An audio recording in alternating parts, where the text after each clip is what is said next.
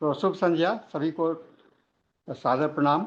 और आईएफपीएच फोरम के इस प्लेटफॉर्म पर आप सबों का स्वागत है। आज हम लोग एक मिनट का मौन प्रार्थना करेंगे, उसके बाद फिर से हम लोग आगे बढ़ेंगे।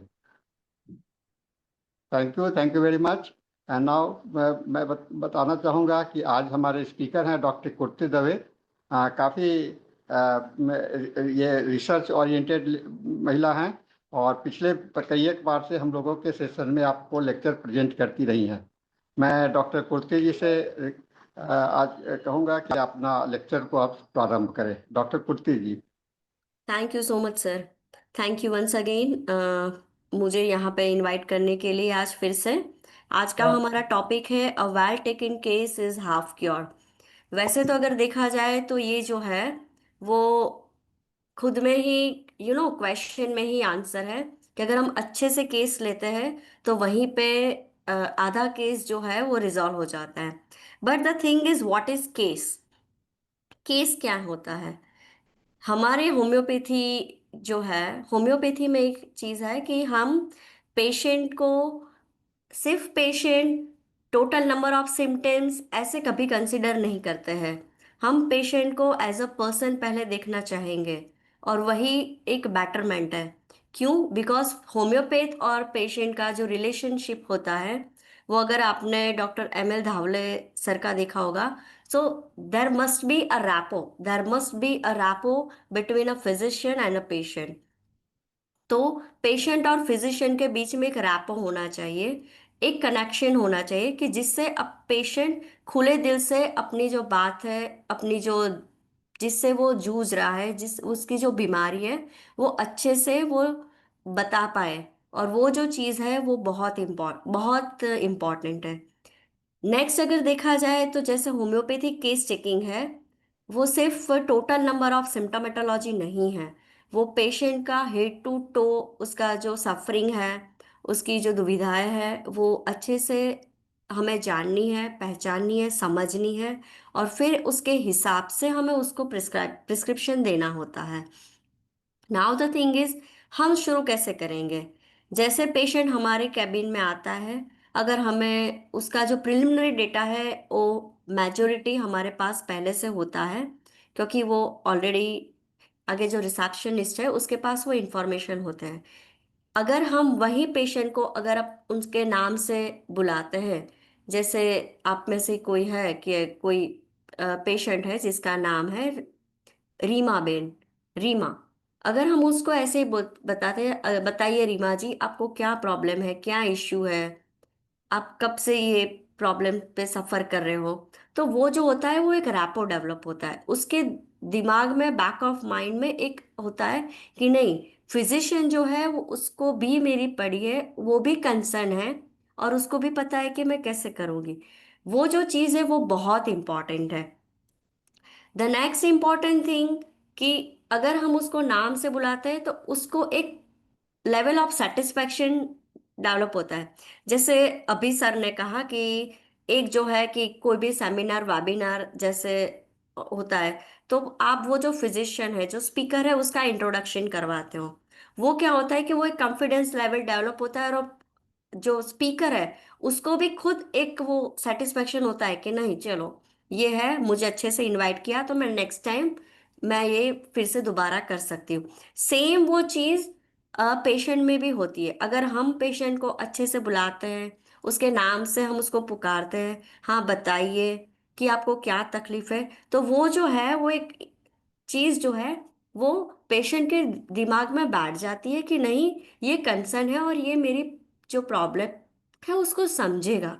और वो एक चीज बहुत इंपॉर्टेंट है। नेक्स्ट इंपॉर्टेंट थिंग है कि पेशेंट की एज, पेशेंट के एज के हिसाब से डिफरेंट डायग्नोसिस भी आप कर सकते हो। पेशेंट को कौन से एज में कौन से प्रॉब्लम्स कॉमन है वो भी आप रूल आउट अच्छे से कर पाते हो। तो अगर हम केस टेकिंग अच्छे से करते हैं तो ये जो चीज़ है। नेक्स्ट इंपॉर्टेंट थिंग है जेंडर, मेल और फीमेल में कौन कौन से डिजीज कॉमन है और कौन कौन से डिजीज जो है वो मेल में कॉमन है, कौन कौन से डिजीज है जो फीमेल में कॉमन है। ठीक है, सेम डिजीज कंडीशन है बट एक चीज होता है कि दोनों का सफरिंग लेवल जो है वो डिफरेंट रहता है because of the anatomy of the body.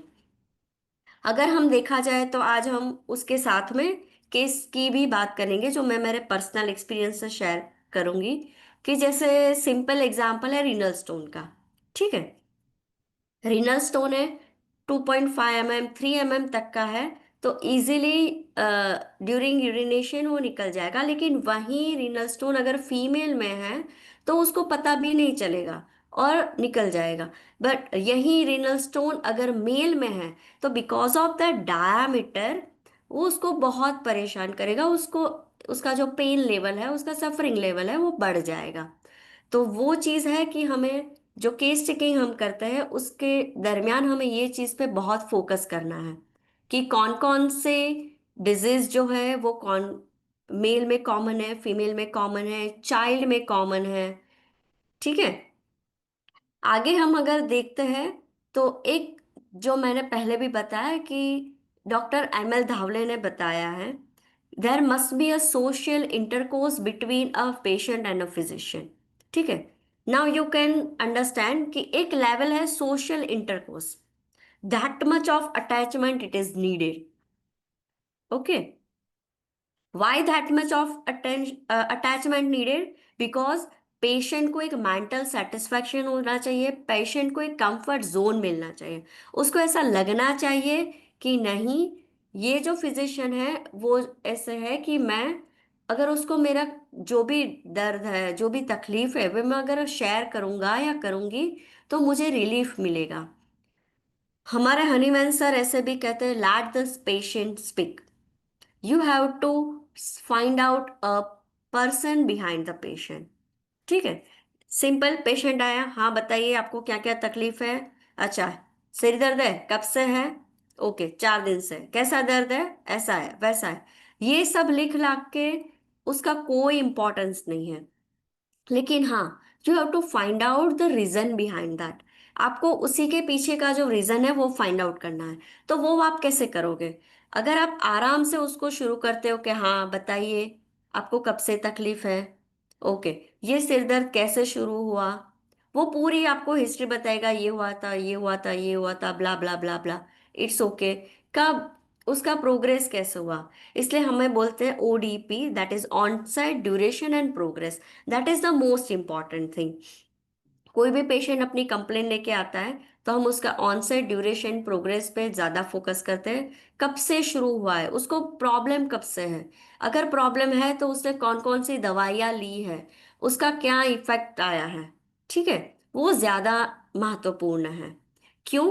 क्योंकि होम्योपैथी के हिसाब से पैलिएशन सप्रेशन भी बहुत ज़्यादा इंपॉर्टेंट। हाँ, कोई भी पेशेंट ऐसा बोलता है क्रोनिक डिजीज है, 10-20 साल दवाई लेके आया और फिर हमारे पास घूमता फिरता आया है, तो उसका जो केस चेकिंग का जो पूरा फॉर्मूला है वो पूरा डिफर होता है। क्यों? क्योंकि हमें वहां पे प्योर पिक्चर कभी भी नहीं मिल पाएगा, हमें वहां पे पार्शियल पिक्चर मिल पाएगा ना। What is the partial picture? Partial picture क्या होता है कि पेशेंट के पास जो उसके ओरिजिनल सिम्टम है, उसके डिजीज के सिम्टम है, वो सिम्टम और उसके सामने उसके जो सिम्टम है जो उसने दवाई लेके सप्रेस किया है, वो सिम्टम दोनों मिक्स पिक्चर पेशेंट हमें बताएगा।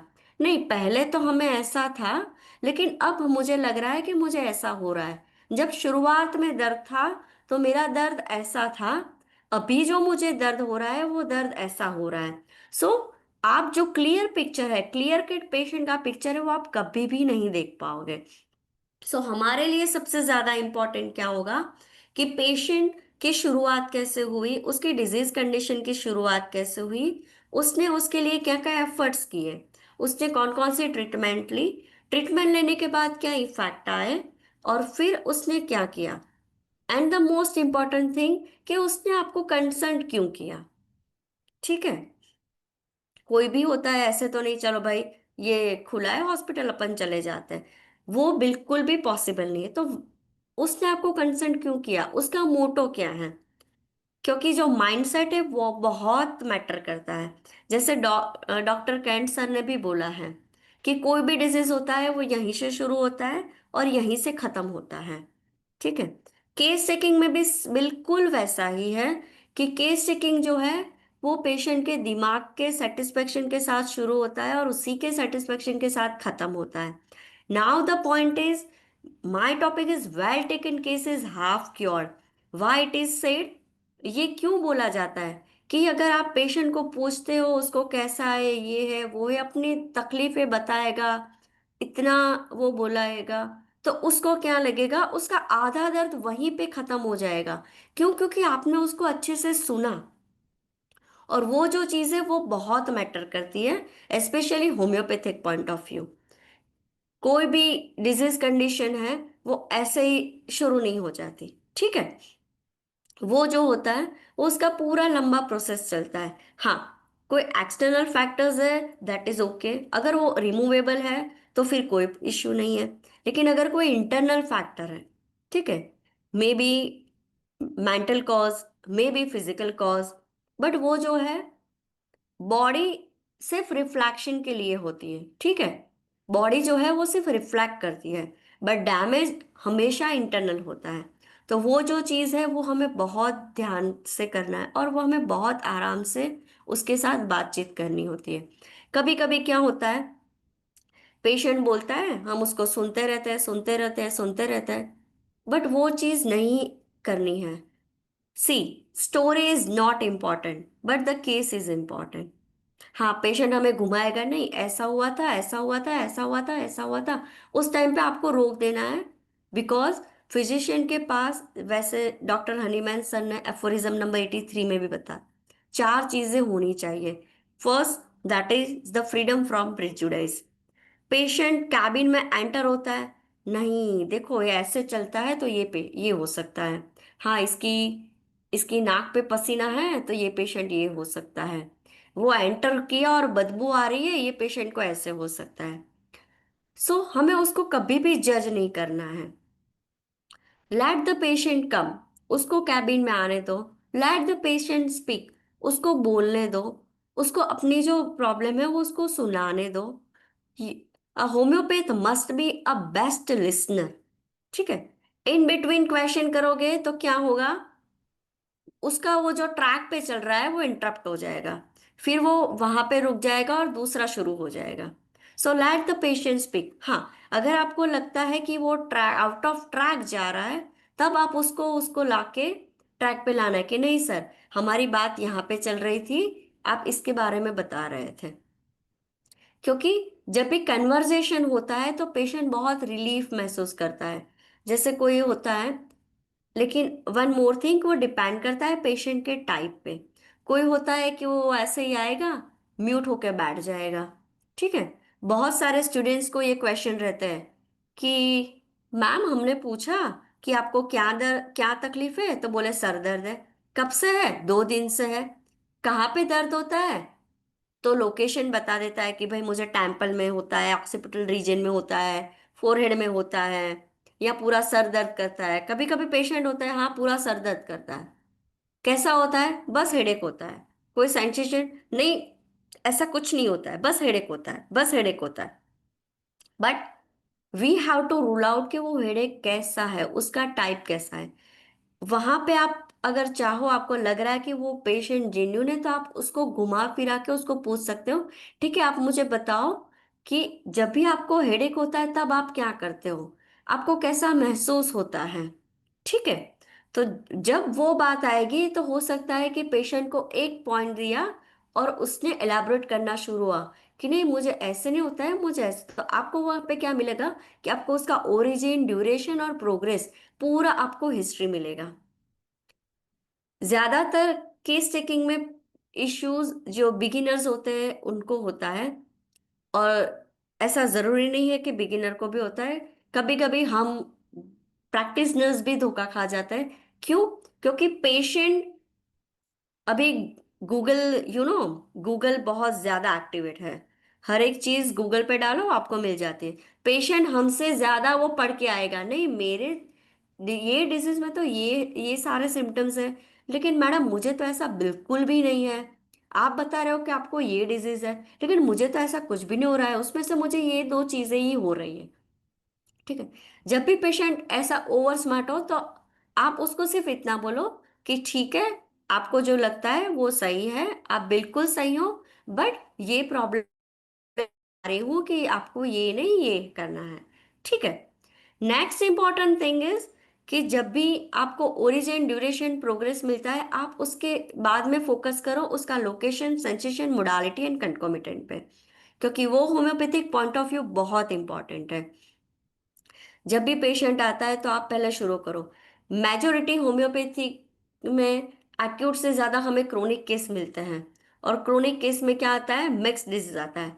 पेशेंट बोलता है मुझे डायबिटीज भी है, मुझे हाइपरटेंशन भी है, मुझे लेग क्रैम्प्स भी हो रहा है, मुझे वेरिकोसिटी भी है, मुझे कभी कभी सर दर्द भी होता है, मुझे एसिडिटी भी होती है, ठीक है, मुझे एसिड रिफ्लेक्स भी आते हैं, और अभी मुझे सिर्फ स्नीजिंग है और नो स्टफिंग है। उस टाइम पे आप क्या करोगे, वो सारे को बॉयकॉट करके अभी जो एक्यूट कंडीशन है उसके ऊपर आप फोकस करोगे। क्यों? क्योंकि अभी जो पेशेंट सफर कर रहा है वो सिर्फ और सिर्फ वो एक्यूट कंडीशन की वजह से सफर कर रहा है।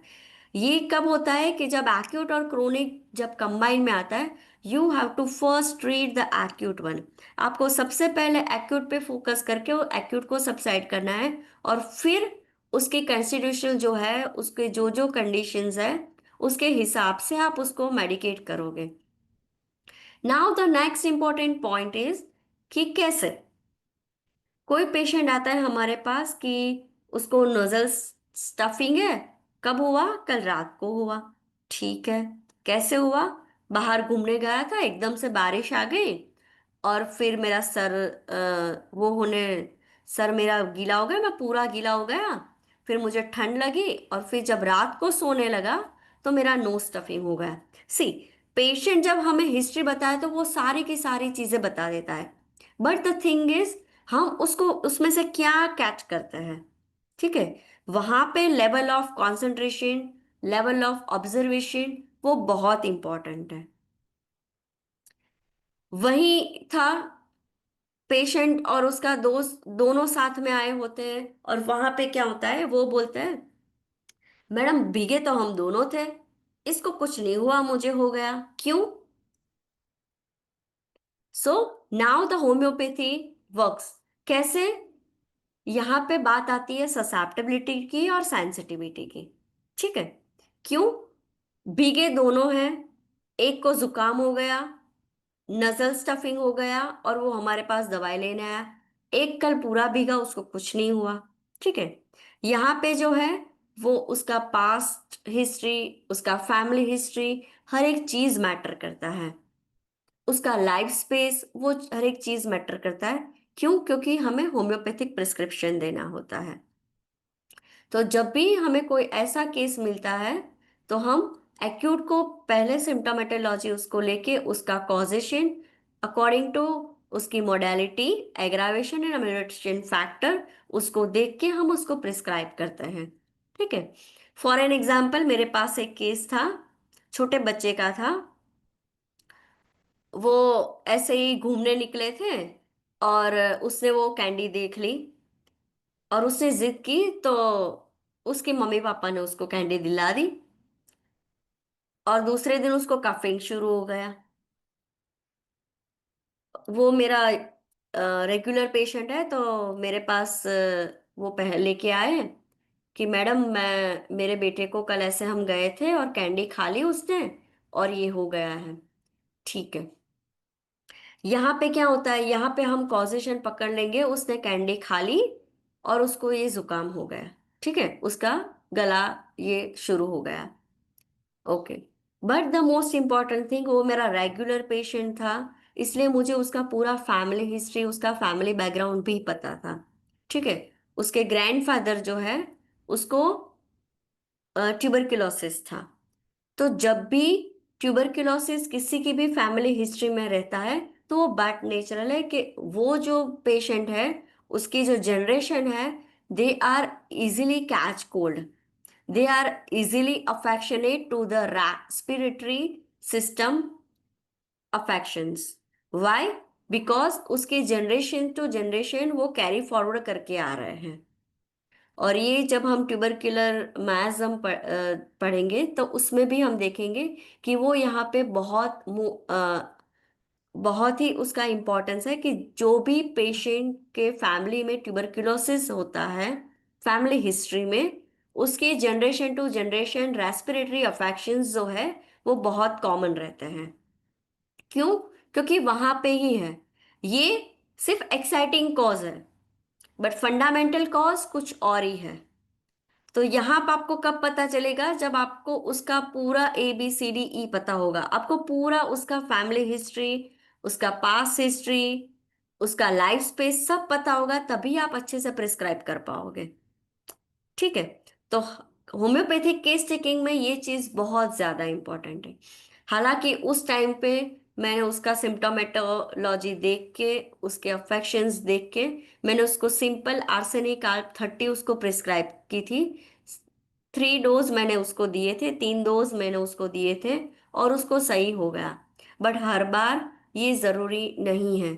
मैंने उसको प्रिस्क्राइब किया उसका फैमिली हिस्ट्री, उसका फैमिली बैकग्राउंड और करंट कंडीशन देख के। लेकिन वो मैं कब प्रिस्क्राइब कर पाई? जब मुझे पता था। ठीक है। जब आपको पता होना चाहिए कि उसका फैमिली बैकग्राउंड क्या है और उसके पास्ट हिस्ट्री भी क्या है। सो होम्योपैथिक पॉइंट ऑफ व्यू ये बहुत ज्यादा इंपॉर्टेंट है। नाउ नेक्स्ट इंपॉर्टेंट थिंग, ये बात हो गई हमारी फैमिली हिस्ट्री और पास्ट हिस्ट्री के regarding. Now the important thing that is the physical generals. Physical generals भी according to age, according to gender, according to community. ठीक है। कौन सी फैमिली से बिलोंग करता है, उस पे बहुत ज्यादा इंपॉर्टेंट रखता है। जैसे सिंपल अगर हम देखा जाए तो ऐसा नहीं है अपर क्लास लोअर क्लास, ऐसा कुछ है। But the resistance, the susceptibility and the sensitivity of the person, वो बहुत इंपॉर्टेंट है। कैसे? जैसे हम बात करते हैं कि अ, एक क्लास है कि उसका बच्चा इतना ओवर पैम्पर्ड है, नहीं नहीं मैडम मैं उसको नीचे नहीं रखती, क्योंकि अभी ठंडा मौसम है तो उसको बुखार ठंड लग जाएगी। मैं उसको धूप में नहीं लाई जाती क्योंकि उसको सनस्ट्रोक हो जाएगा। मैं उसको वहां पे नहीं बारिश में भी भीगने नहीं देती क्योंकि उसको ठंड लग जाएगी, जुकाम हो जाएगा, ये हो जाएगा वो। और एक और क्लास है, एक और बच्चे हैं कि जो बारिश में भी भीगते हैं, धूप में भी खेलते हैं, ठंडी में भी आराम से रह लेते, उसको कुछ नहीं होता। यहाँ पे बात होती है एनवायरमेंटल अफेक्शंस की, एनवायरमेंटल ससेप्टेबिलिटी की, पेशेंट के खुद के उस। इसलिए हम बोलते हैं कि हर एक को आपको ओवर पैम्पर करना जरूरी नहीं है। आप उसको खुला छोड़ दो, उसको देखने दो कि वो क्या क्या रेजिस्ट कर सकता है और कैसे कैसे वो रह सकता है। जहां पे बात छोटे बच्चों की आती है, आपको मैक्सिमम ऐसी ओवर पैम्पर्ड बच्चों को ज्यादा से ज्यादा तकलीफ होती है। ठीक है। जब भी आप देखते हो इतनी ओवर कैरिंग मदर्स, स्पेशली जो न्यूली मॉम होती है वो, अरे नहीं देखो उसका नाक बंद हो गया है मैडम, ऐसा लग रहा है कि उसने कुछ तो कर लिया होगा, उसने ना वो कल ठंडा पानी पी लिया था इसलिए उसको ऐसा हो गया। मैम उसने कल ये कर लिया था इसलिए ये हो गया। ऐसी कोई जरूरत नहीं है, उसको अपनी जिंदगी जीने दो। बट द थिंग कि जो ओवर पैम्पर्डनेस है, ओवर सेंस है, वो और बच्चों को नाजुक बनाती है। उसको अपने देखने दो, उसको जीने दो, उसको करने दो जैसे भी करना है। वो बच्चा गिरेगा तभी उठना सीखेगा। ठीक है। लेकिन वो अभी कोई नहीं इतना ओवर पैम्पर्ड, नहीं ये नहीं करना है, ये खाना नहीं देना है, वो खाना नहीं देना है, ये खाए इसलिए ऐसा होगा, ये खाए इसलिए ऐसा है। हम ऐसा कभी भी नहीं बोलते कि भाई आप उसको जंक फूड खिलाओ।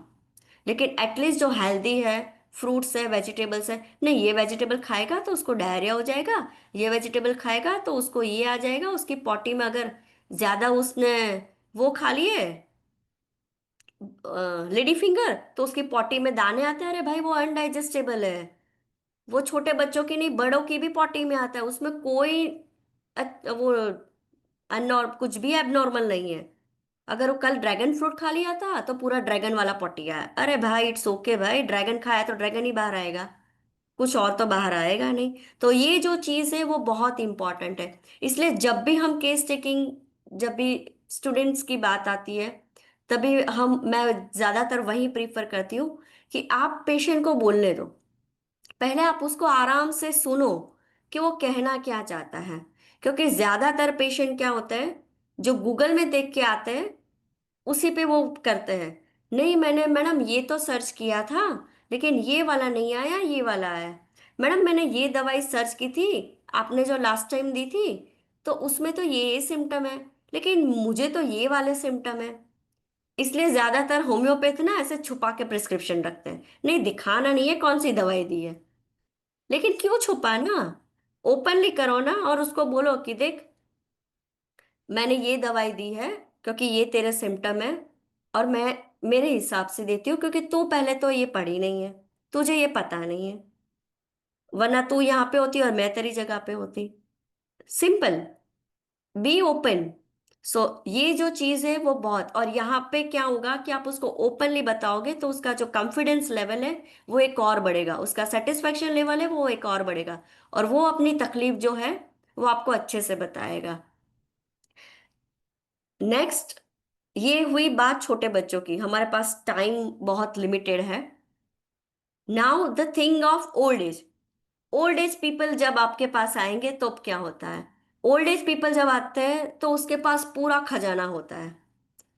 मुझे ये भी प्रॉब्लम है, मुझे ये भी प्रॉब्लम है, मुझे ये भी प्रॉब्लम है, हाँ मुझे रात को पैर भी दर्द करते हैं, हाँ मुझे कभी कभी खांसी भी आती है, हाँ मैं ग्रीन चिली तो बिल्कुल भी नहीं खा सकती। क्यों, क्या होता है आपको? नहीं, जब भी मैं ग्रीन चिली खाती हूँ ना तो मुझे हाइपर एसिडिटी हो जाती है। ओके, तो फिर आप ग्रीन चिली नहीं खाते हो? नहीं, मैं कभी कभी खा लेती हूँ, तब हाइपर एसिडिटी नहीं होती? नहीं, तभी होता है। फिर क्या करते हो? मैं दूध पी लेती हूँ। ओके ठीक है, लेकिन ग्रीन चिली खाना बंद नहीं होगा।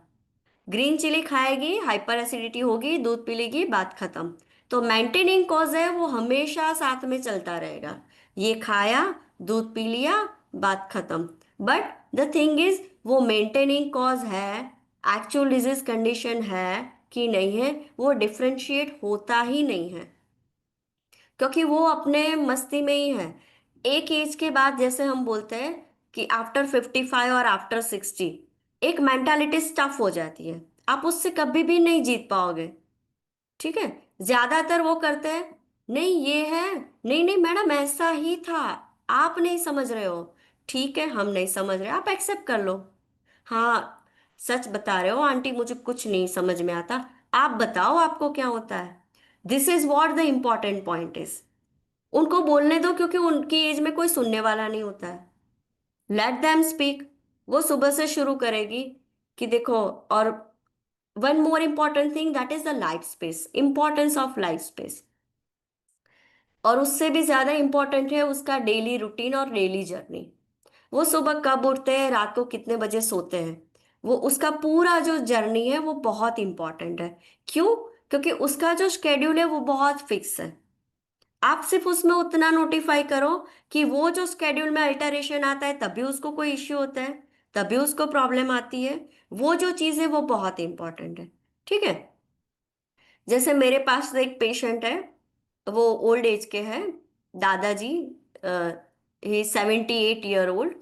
उसको ऑलरेडी ऑस्टियोपोरोसिस है, और जो उस उनके नीज में भी क्रैकल्स आ गए हैं। अभी उनको एट द एज ऑफ 78 वो कंसर्न है कि मैडम देखो, मैं जब वॉक करता हूँ ना तो मेरे नीज में से आवाज आती है। ठीक है, ओ है, कंफर्म है, सब पता है, लेकिन फिर भी वो, पता है, आते हैं और ऐसे बातें करते रहेंगे, बातें करते रहेंगे, बातें करते रहेंगे। मैं उनको हमेशा सुनती रहती हूँ, और फिर मैं बोलती हूँ कि देखो दादाजी, अब ये उम्र में आपको नी रिप्लेसमेंट तो करवाना नहीं है। नहीं नहीं, ऐसे क्यों पैसा वेस्ट करना। मैं बोली हाँ सही है, इतने पैसे मैं मेरे बच्चों को ना दूँ, इंडियन मेंटालिटी, इट्स ओके। हाँ तो फिर अब आपको क्या करना है? नहीं नहीं, आप मुझे ऐसी दवाई दो कि ये मेरा आवाज बंद हो जाए। See, at the age of 78 it's but natural. फिर मैं उनको कभी कभी हंसते, मेरे बहुत पुराने पेशेंट है तो मैं उनको हंसते हंसते बोल देती हूँ, दादाजी आप आपकी बात करो, मेरे नीज में भी आवाज आ रही है, बोलो कब क्या करें हम। See, this is what the important. वो भी हंस देते हैं, और फिर वो एक्सेप्ट करते हैं कि हाँ तो सही बोल रही है बेटा, कि अब ये आवाज नहीं जाने वाली। मैं बोली ये आवाज नहीं जाएगी, लेकिन एक चीज है जो मैं कम कर सकती हूँ, कि आपको उससे जो प्रॉब्लम होती है, आपको जो दर्द होता है उठने बैठने में, वो हम थोड़ा कम कर सकते हैं। क्यों? क्योंकि जो मसल और टेंडन का जो टाइटनिंग जो है वो अभी इस एज में कुछ नहीं होने वाला है, लेकिन हम सब उसके सब्स्टिट्यूट आपको दे सकते हैं कि जैसे कि आपको थोड़ा रिलीफ मिले। साइमल्टेनियसली हम डाइट पे फोकस कर सकते हैं, कि आप अपना डाइट, आप पोटेशियम रिच फूड लो, कैल्शियम रिच फूड लो। ऐसे तो मैं नहीं बोलूँगी आप कैल्शियम टेबलेट शुरू कर दो, या मेरी 5 फॉस है वो लेना शुरू कर दो, कैलकेरा फॉस शुरू कर दो। नहीं, ऐसा कभी भी नहीं है। जो एज में जो प्रॉब्लम है वो बात नेचुरल है, we have to live it that. ऐसे कभी बोलना ही नहीं कि नहीं नहीं ऐसे हो जाएगा, आप मेरी दवाई शुरू कर दो। ऐसे मार्केटिंग की कोई जरूरत ही नहीं है। सिंपल एक्सेप्ट करो कि देखो ये एज में ये नहीं होगा। उससे क्या इफेक्ट आता है कि पहले तो उनका जो बिलीफ है, वो बिलीफ सिस्टम ब्रेक होता है कि हाँ ये सही है, ये एज में नहीं होगा, मैं सिर्फ इसके साथ जी सकता हूँ। at some condition, at some age, at some level of disease condition, we have to palliate the disease only। हम उसको कभी भी क्योर नहीं कर सकते, हमें उसके साथ ही रहना पड़ता है। एक और बात बताए, एक पेशेंट है मेरा, कि ये जो टॉपिक के रिलेटेड पूरा केस था, कि मैं लेती थी, वैसे तो हम जेंडर, वो था जेंडर इशू था, लेकिन फिर भी वो मेरे से छोटा था तो इसलिए मुझे उसने अच्छे से बताया। वो क्रिश्चियन कम्युनिटी से बिलोंग करता था। अगर यहाँ पे कोई है तो प्लीज़ डोंट माइंड, ये केस डिस्कशन है इसलिए मैं कर रही हूँ। कि he is just 25 year old, और उसकी फैमिली में कुछ तो था कि उसके बड़े भैया की शादी हुई थी और कुछ फैमिली इश्यूज आए, और उसकी जो वाइफ थी वो चली गई। तो फिर उसको वहाँ पे जो चर्च था वहाँ पे उसको बोला कि भाई तू शादी वादी मत कर, हमने इतना वो करा है, लोअर मिडिल क्लास फैमिली थी, इससे अच्छा है कि तू वहाँ पे चर्च में शिफ्ट हो जा। वो जब मेरे पास आया था, उसकी प्रॉब्लम थी कि उसको माइग्रेन था, लेफ्ट साइडेड माइग्रेन। और उसने बोला कि मुझे लेफ्ट साइड में ही हेडेक होता है। और कब से शुरू हुआ? तो बोला कि बस मुझे मैडम ये 4 साल से है। मैंने बोला ठीक है। मैंने बोला ऐसे ही शुरू हो गया? तो बोले हाँ सिंपल, सर दर्द होता है, ऐसा लगता है कि फटेगा, इतना प्रेशर प्रेशर प्रेशर रहता है। मैं बोली तो फिर आप क्या करते हो? कि नहीं कुछ नहीं करता, क्या कर सकता हूँ, मैंने ये जो दवाई थी एलोपैथिक बहुत खाई, और फिर मैं आराम नहीं हुआ। कभी कभी दवाई लेता था, नींद भी नहीं आती थी, लेकिन फिर इधर उधर इधर उधर इधर उधर थोड़ा वॉक करता था, गार्डन में घूमने चला जाता था, तो मुझे फिर अच्छा लगता था, और फिर मैं थक जाता था तो सो जाता था। और फिर सुबह उठ के हेडेक, नहीं मैडम फिर सुबह उठता था तो हेडेक नहीं था। फिर मेरा नेक्स्ट क्वेश्चन आया कि ठीक है, तो हर बार हेडेक रात को ही होता था? क्योंकि सुबह उठना है, उसका बोलना था सुबह उठ के हेडेक नहीं आता था, तो हर बार रात को ही आता था? नहीं मैडम, मोस्ट प्रोबेबली जब भी आता था इवनिंग, इवनिंग के बाद धीरे धीरे धीरे धीरे शुरू होता था। और फिर वो धीरे धीरे उसकी इंटेंसिटी बढ़ती थी, और एक पीक पे आके फिर मैं कभी दवाई लेता था, कभी मैं मतलब दोस्तों के साथ बात करता था, ये करता था वो करता था, और फिर धीरे धीरे बंद हो जाता था। मैं बोली ठीक है, कितनी बार आपने दवाई ली? एक इंटेंसिटी होती है डिजीज की, कोई भी डिजीज की एक इंटेंसिटी होती है कि बैरेबल है, अनबेरेबल है। बैरेबल होगा तो कोई भी पेशेंट बैर कर लेगा कि हाँ चलो दवाई नहीं लेनी, अगर उसके बैक ऑफ माइंड में एक है। जैसे पेशेंट दो तरह के होते हैं, एक होते हैं कि नहीं मैडम मुझे ये प्रॉब्लम है आप दवाई दो, और एक होता है कि मैडम आप देखो दवाई की जरूरत है तो दो, अननेसेसरी मुझे दवाई मत दो। ठीक है? इसलिए एक्चुअली ये इसके रिलेटेड है कि मेजोरिटी ये चीज ओल्ड एज में होती है। हम अगर सिंपल एसएल भी दे दे, सेक्लेक भी दे दे, लेकिन अलग अलग डिब्बी पे नंबर लिख के दे, देखो अम्मा जी, अगर आपको हाइपर एसिडिटी होती है तो 1 नंबर वाली गोली लेनी है। अगर आपको ऐसा लगता है कि सर दर्द हो रहा है तो 2 नंबर वाली लेनी है। और रात को सोने से पहले 3 नंबर वाली तो लेनी ही है। उसका इतना अच्छा इफेक्ट आएगा ना, वो आके पहले। हाँ, आप सही बता रही थी मैडम, मैंने 3 नंबर वाली दवाई ली ना, तो मुझे पैर दर्द बिल्कुल भी नहीं हुए।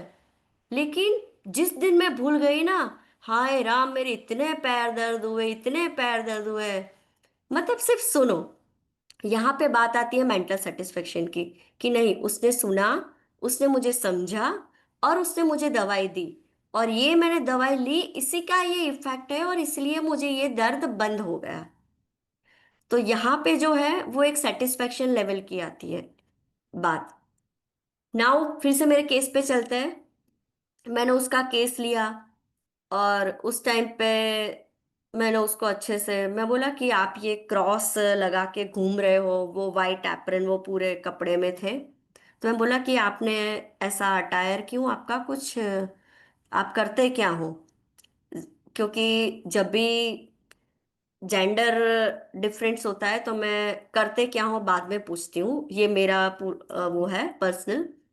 तो क्योंकि क्या होता है कि कोई होता है कि ऐसे बढ़ा चढ़ा के बोला, अरे मैडम, मेरा तो ये है, भले होता कुछ नहीं है, बट बताना है कि नहीं मैडम, ये मेरा बिजनेस है, मैं ये काम करता हूँ, मेरे यहाँ पे पहुँचे, ये है वो है। It's okay.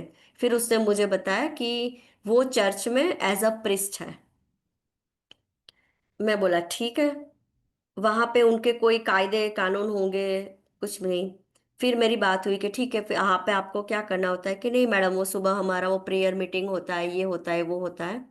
फिर मेरा वो हो बंद, बस मेरा और कोई नहीं है। तो मैंने बोला कि ठीक है, आप अपनी लाइफ हैप्पीली जी पाते हो, because at the age of 25 it's a physiological need, and it's open to all. Clear? जैसे जैसे भूख लगती है, प्यास लगती है, you have to go for urination, go for that bowel pass passage, as well as you must need the physical necessity also. तो बोले कि नहीं मैडम। फिर मैंने बोला अब ओके ठीक है, फिर मुझे लगा कि ये पॉइंट मुझे यहाँ पे रख देना ही बेटर होगा। नेक्स्ट विजिट में मैंने उसको सिंपल एसएल दी, और फिर मैंने बोला कि आप 2 दिन बाद वापस आना, अगर आपको फिर से हेडेक होता है तो। 2 दिन बाद वो वापस आया। फिर मैंने उसको पूछा कि आप हर बार बोलते हो कि शाम को ही होता है, ऐसा तो शाम को क्या होता है? फिर उसने मुझे बताया, और मैं बोला आपका फैमिली हिस्ट्री में क्या है, आपके फादर को है, आपको ब्रदर को है, आपकी मम्मी को है, किसी को तो ये होगा हेडेक का प्रॉब्लम? नहीं नहीं मैडम, किसी को नहीं है। फिर मैंने उसको पूछा कि आपने ये वाला प्रोफेशन क्यों चूज किया? फिर उसका जवाब क्या आया कि मैडम, हर बार हर कोई प्रोफेशन चूज नहीं करता, कभी कभी करना पड़ता है। Now this sentence, you know यहाँ पे पूरा केस पलट गया। कभी कभी करना पड़ता है, दैट इट सेल्फ सजेस्ट कि कोई तो कंपल्सन था, उसकी मर्जी नहीं थी यहाँ पे। फर्स्ट पॉइंट ये था जहाँ पे चेंज आया। मैं बोला ऐसा तो क्या कंपल्सन आ गया? Now the history start, now the story begins. कि उसके बड़े भाई की शादी हुई थी जो अनसक्सेसफुल रही, इसलिए उसके पेरेंट्स ने उसको चर्च में डाल दिया, और वहां पे बड़ा गार्डन था। फिर उसने शुरू किया कि वहां पे कपल आते थे, वो बैठते थे, और वो मैं नहीं देख सकता था। मुझे मुझे बहुत जलन होती थी। मैं बोली क्यों जलन होती थी, कपल है तो बैठेंगे, अभी कपल नहीं बैठेंगे तो गार्डन में कौन बैठेगा आके? तो बोलेगे नहीं मैडम, उनको ऐसे नहीं बैठना चाहिए। मैं बोली क्यों नहीं बैठना चाहिए? वो सही तरीका नहीं होता है बैठने के लिए। मैं बोली ठीक है, अगर आप करते तो क्या होता?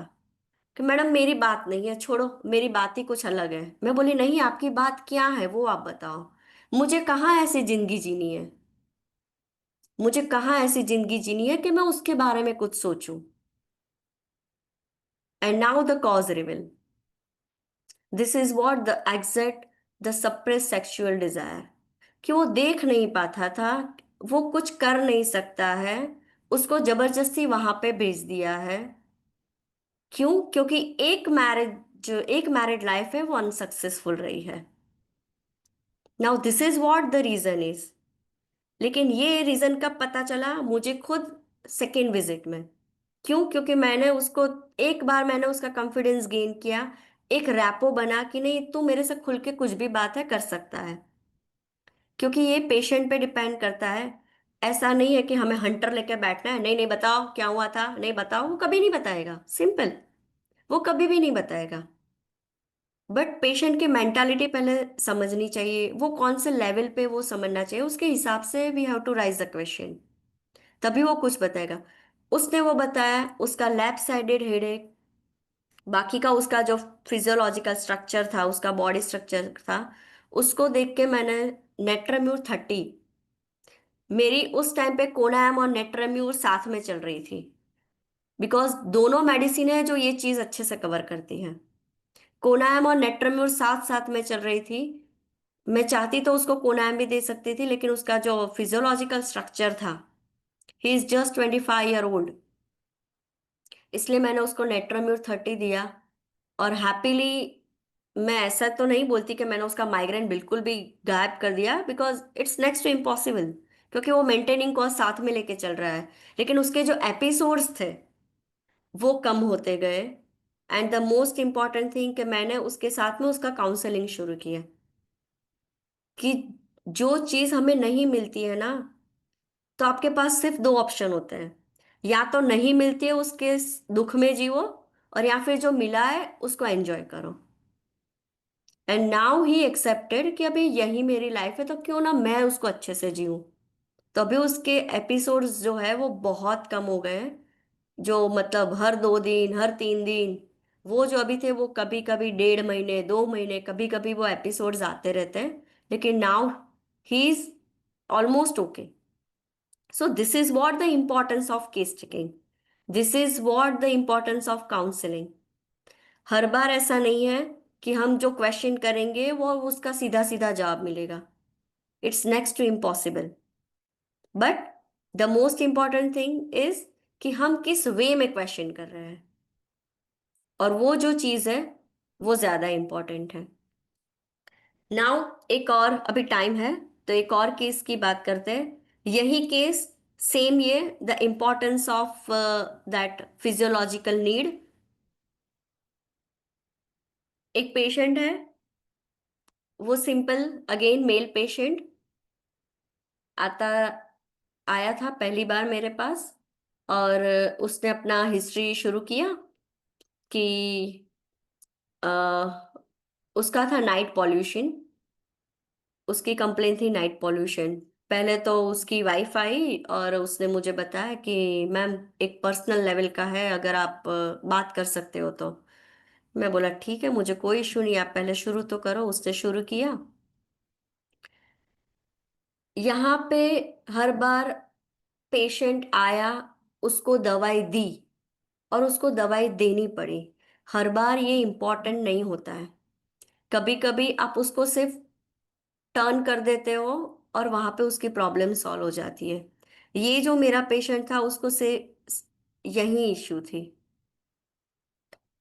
कि वो आई उसकी वाइफ और उसने बोला कि उसको, उनको ऐसे नाइट पॉल्यूशन का इश्यू है। मैंने उसका फ्रीक्वेंसी उनसे पूछा, उसने मुझे शेयर किया कि मैम ये है। मैं बोली ठीक है, now tell me your story. उसने, उनके कम्युनिटी में क्या था कि once you have a kid, you you never go for that physical relationship. See this is the cause, simple. मैं बोला वाई? मैम ये हमारा कस्टम है, हम ये नहीं कर सकते। मैं बोली okay, then go for outside. At least आप कम तो कर सकते हो उसका फ्रीक्वेंसी। हर बार ये जरूरी नहीं है कि एक सप्रेशन सप्रेशन सप्रेशन सप्रेशन, एक लिमिट के बाद ये नहीं हो सकता। ठीक है, you have to go for it. You just go and enjoy your life. Your problem will be resolved. There is no need of medicine at all. हर बार दवाई की जरूरत नहीं होती है, आपको सिर्फ डाइवर्ट करना है। You just go, live your life, your problem will be solve. And it is solve, and it is solve. यहाँ पे एसएल की भी कोई जरूरत नहीं है, यहाँ पे कोई मेंटल सेटिस्फेक्शन की भी कोई जरूरत नहीं है। You have to just remove the cause. But cause कब रिमूव करोगे? जब आपको पता चलेगा कि कॉज क्या है। जब एक रैपो बिल्डअप होगा, जब एक मेंटल सेटिस्फेक्शन, एक कनेक्शन, एक कंफर्ट जोन बिल्डअप होगा, तभी पेशेंट आपको ऐसी कोई हिस्ट्री देगा। आज ये केस यहाँ पे ऐसे इसलिए डिस्कस कर रही हूँ क्योंकि यहाँ पे बात है कनेक्शन की, यहाँ पे बात है कंफर्ट जोन की, यहाँ पे बात है रैपो बिल्डिंग की। एक रैपो बिल्डअप होगा तभी पेशेंट आपको कुछ बताएगा। ऐसी हिस्ट्री कोई पेशेंट ऐसे आके बोल नहीं देगा, स्पेशली इन इंडिया। क्यों? यहाँ पे हर चीज छुपा के घूमते हैं। नहीं, ऐसे बता सकते हैं? ऐसे नहीं बता सकते। कोई क्या सोचेगा? यहाँ पे कोई क्या सोचेगा वो भी आप सोचोगे तो वो क्या सोचेगा? सिंपल। ठीक है, इस पे फोकस कभी भी मत करो। नेक्स्ट इंपॉर्टेंट थिंग कि जब भी केस चेकिंग चलता है तो उस शुरुआत होती है बाहर वेटिंग जोन से। वो इरिटेबल है, रेस्टलेस है, माइल्ड है, वहां पे ही पता चल जाएगा। क्योंकि जब भी केस चेकिंग चलता है कोई पेशेंट आता है, ऐसा नहीं कि 10 मिनट में वो बाहर चला जाएगा। मिनिमम 20 to 25 मिनट्स हम लेते ही है। और वो जो 25 मिनट्स है उसमें पेशेंट का टेम्पर जो है, सिंपल लेमन लैंग्वेज में वो पता चल जाता है। जैसे ही कैबिन में एंटर करेगा क्लिक हो जाएगा। इरिटेबल, मैडम कब से बिठा के रखा है, ये प्रॉब्लम थी, पहले मुझे ले लेते, कितना टाइम लगेगा? नहीं नहीं, मुझे वहां पे जाना है। अरे भाई, तेरे लिए क्या इंपॉर्टेंट है, तेरी हेल्थ या जाना है? वो अगर वो इंपॉर्टेंट है तो पहले वहां पे चला जा, वो ज्यादा बेटर है। तो जब भी पेशेंट कैबिन में एंटर करता है, वेटिंग जोन में एंटर करता है, तभी से ऑब्जर्वेशन करना शुरू करें। वो ज्यादा बेनिफिशियल रहेगा। हमें उसको पूछने की जरूरत ही नहीं पड़ेगी भाई तुझे गुस्सा आता है कि नहीं, उसके मुंह पे दिखाई देता है कि कितना गुस्सा आता है। ज्यादा क्या, हाँ आपको गुस्सा आता है, क्या करते हो गुस्सा आता है तो? अरे भाई, तुझे पर्सनल एक्सपीरियंस मिल गया कि आके ही पूछ लिया, मैडम कितना देर लगाते हो, क्या हो गया, कितना टाइम लगेगा, मुझे यहाँ पे जाना था, मेरी ये मैं छूट गया, वो छूट गया। क्यों भाई? सिंपल, तेरे लिए क्या इंपॉर्टेंट है, ये या ये? कोई माइल्ड होगा, बैठा रहेगा आराम से, उसके फेशियल एक्सप्रेशन पे दिखाई देगा। वहां पे आपको अलग से पूछने की कोई जरूरत ही नहीं है। सिंपल पूछ, हाँ क्या हो रहा है? पेट में दर्द है। कब से है? 3 दिन से है। तो 3 दिन से क्या कर रहा था? उसके पास कोई जवाब ही नहीं है। ठीक है। एक आता है, आपने उसको बैठा हुआ देखा ही नहीं वेटिंग जोन में, कभी न्यूज़पेपर ले रहा है, कभी मैगजीन ले रहा है, कोई हमारी बुक उठा के उसने ले ली। 10 बार तो एंट्री गेट पे आके ऐसे झांक के वापस चला जाएगा, फिर बाहर चला जाएगा, हर 2 मिनट में टाइम देखता रहेगा। अब उसको पूछने की जरूरत नहीं है कि भाई तू कैसा है, सिंपल दिख रहा है। सो ये जो चीज है वो बहुत इंपॉर्टेंट है कि आपको ये सब चीजें पूछने की कोई जरूरत नहीं है। नाउ द नेक्स्ट इंपॉर्टेंट कि जब भी केस चेकिंग करते हैं तो हमेशा कपल आता है, कपल को ऑलवेज ब्रेक करो, क्योंकि वहां पे कॉन्ट्राडिक्टरी खड़ी होती है। और उसमें भी जो डोमिनेटिंग हस्बैंड होते हैं या डोमिनेटिंग वाइफ होती है, जब आपको पता चले कि ऐसा कोई भी एक डोमिनेटिंग है, उसको आप बाहर बिठा दो। क्यों? क्योंकि अगर आप पूछोगे क्या होता है तो वो पहले उनके सामने देखेंगे, जवाब दू, वो इशारा करेगा तभी वो जवाब देगी। So you have to break that channel कि हर बार उसको परमिशन लेनी है, वो परमिशन देगा फिर वो कुछ बोलेगी। और जब भी पर्सनल लेवल पे कोई बात आएगी तो ऐसा इशारा होगा कि वो म्यूट। नहीं मैडम, कोई इश्यू नहीं है, नहीं नहीं ऐसा कुछ भी नहीं है, ऐसा तो कभी होता ही नहीं है, जबकि हर रोज होता रहता है। So the thing, you have to break, you have to break that channel. उनको बोलो कि आप थोड़ी देर के लिए बाहर बैठो, एक बार बात खत्म हो जाए फिर आ जाओ। हाँ, रिकन्फर्मेशन के लिए आप उनसे बात करो कि भाई ये जो ऐसा बोल रहे थे ऐसा सच में होता है या नहीं।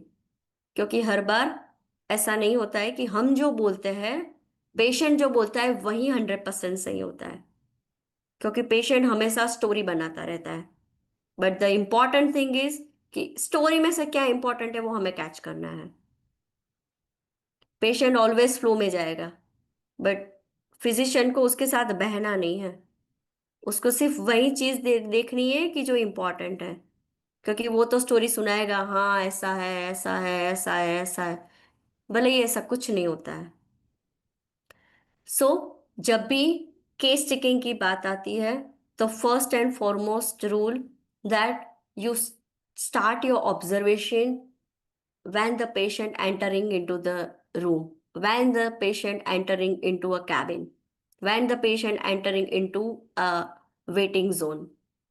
Next important thing, concentrate कि पेशेंट क्या बोलता है, उसकी जो कंप्लेन है वो कहाँ से शुरू होती है, कितनी ऊपर नीचे होती है। थर्ड इंपॉर्टेंट थिंग कि पेशेंट जो बोलता है उसको रिकन्फर्म करो, उसका जो भी अटेंडेंट आया है उसके साथ, या फिर इतनी बातों के बाद लास्ट में उसको पूछे नहीं आप वो बता रहे थे उसका क्या हुआ। उस टाइम पे एकदम से आप सवाल करोगे ना, तो जो एक्चुअल होगा वो बाहर निकल जाएगा। क्योंकि वो खुद भूल जाएगा कि उसने आंसर क्या दिया था, अगर वो झूठ बोल रहा होगा तो। Next important thing, observation, eye to eye contact.